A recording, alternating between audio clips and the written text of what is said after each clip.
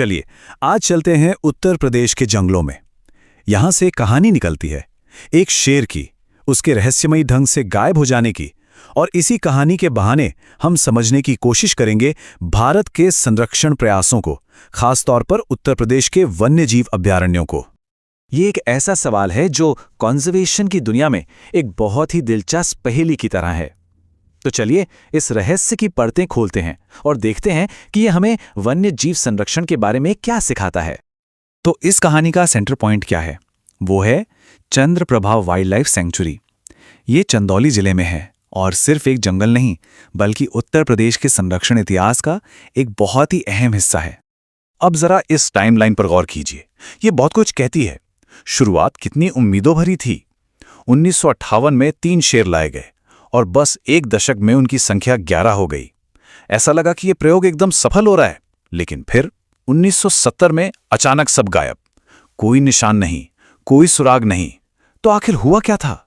देखिए, कोई official report तो है नहीं, लेकिन एक्सपर्ट्स मानते हैं कि शायद अवैध शिकार यानी पोचिंग, या फिर स्थानीय आबादी से संघर्ष, या शायद शिकार के लिए जरूरी जानवरों की कमी इसकी वजह रही होगी। शेरों की ये कहानी हमें एक बहुत ही बुनियादी सवाल पर ले आती है।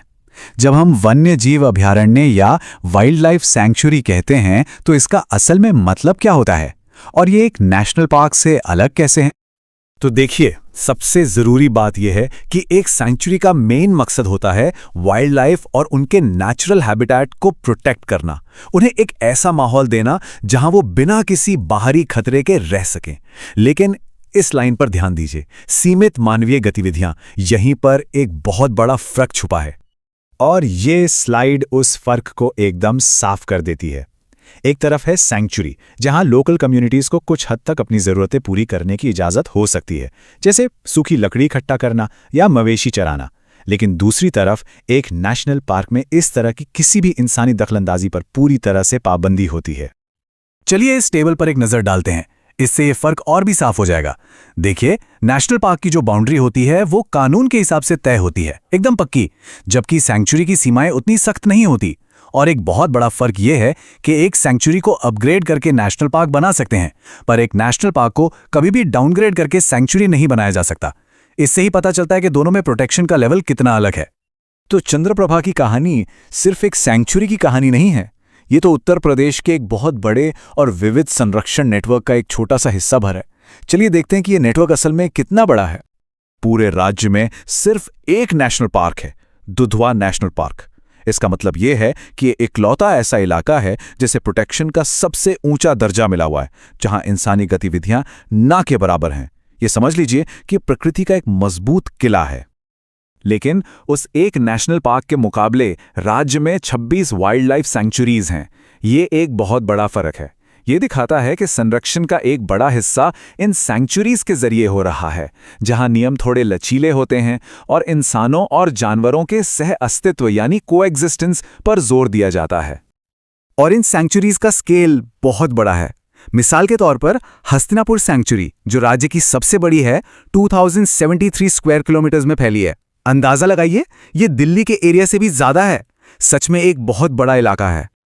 यह स्लाइड इस हाथ से बनी लिस्ट के साथ इस नेटवर्क की विशालता को दिखाती है।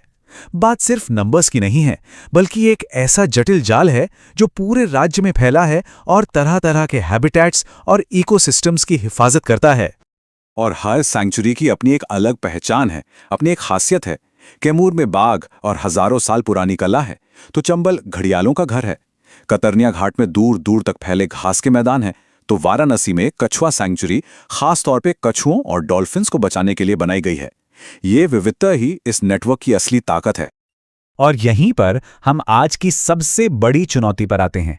एक तरफ वन्यजीवों को बचाने की कोशिश है और दूसरी तरफ इतनी बड़ी इंसानी आबादी की अपनी जरूरतें। इन दोनों के बीच संतुलन कैसे बनाया जाए? और जब ये संतुलन बिगड़ता है तो उसे कहते हैं मानव वन्यजीव संघर्ष या ह्यूमन वाइल्ड लाइफ कॉन्फ्लिक्ट। ये एक ऐसी सिचुएशन है जहां इंसानों और जानवरों के रास्ते टकराते हैं और अक्सर इसके नतीजे दोनों के लिए ही काफी खराब होते हैं। असल जिंदगी में इसका मतलब ये होता है कि बाघ या तेंदुए जैसे जानवर कभी खाने की तलाश में तो कभी अपने इलाके की तलाश में इंसानी बस्तियों में आ जाते हैं। इससे इंसानों की जान को भी खतरा होता है और उन जानवरों की जान को भी। तो इस चुनौती से निपटने के लिए अब एक नया तरीका अपनाया जा रहा है। सरकार 4 मॉडर्न रेस्क्यू सेंटर बना रही है और इन्हें स्ट्रेटेजिकली उन जगहों पर बनाया जा रहा है जहां ये संघर्ष सबसे ज्यादा होता है। इनका मकसद ये है कि इंसानी इलाकों में भटक आए जानवरों को सुरक्षित पकड़कर कुछ समय के लिए रखा जा सके, ताकि किसी को कोई नुकसान ना पहुंचे। तो अगर हम अपनी कहानी पर वापस लौटें, चंद्रप्रभा के उन शेरों से लेकर इन नए रेस्क्यू सेंटर्स तक, एक बात बिल्कुल साफ है। पिछले 70 सालों में तरीके बदले हैं, टेक्नोलॉजी बदली है, लेकिन लक्ष्य आज भी वही है, एक ऐसा रास्ता खोजना जहां इंसान और जानवर एक साथ सुरक्षित रह सकें। चंद्रप्रभा का प्रयोग भले ही फेल हो गया हो, लेकिन उसने हमें एक बहुत कीमती सबक सिखाया।